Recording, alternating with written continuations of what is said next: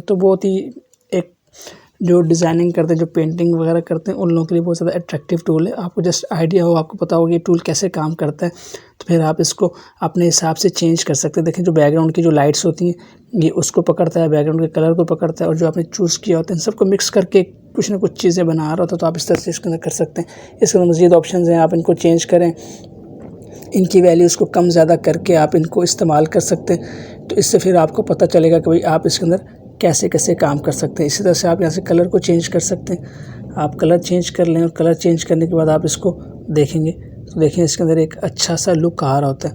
तो जब हम प्रोजेक्ट सीरीज़ करेंगे फ़ोटोशॉप की, तो वहाँ पे आपको इंशाल्लाह ये टूल्स का इस्तेमाल भी बताया जाएगा। अभी तो हम जस्ट टूल्स को पढ़ रहे हैं, इसकी प्रॉपर्टीज़ को पढ़ रहे हैं कि कैसे इस्तेमाल होते हैं।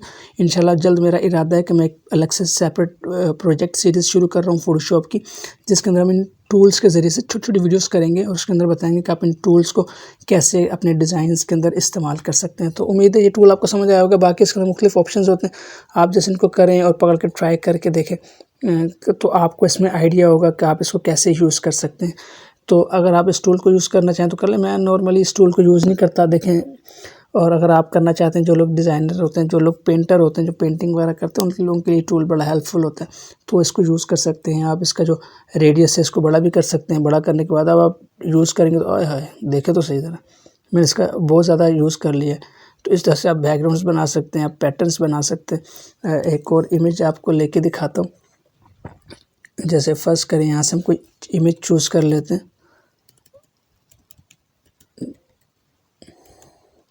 जैसे बैकग्राउंड चूज़ कर लिए, और मेरा जो ब्रश का जो डायमीटर है काफ़ी बड़ा है, तो आप देखें, तो आप इसको इस तरह से मैं जैसे अप्लाई करता हूँ, तो देखें कैसा एक शेप, एक अलग से लुक नज़र आ रहा है।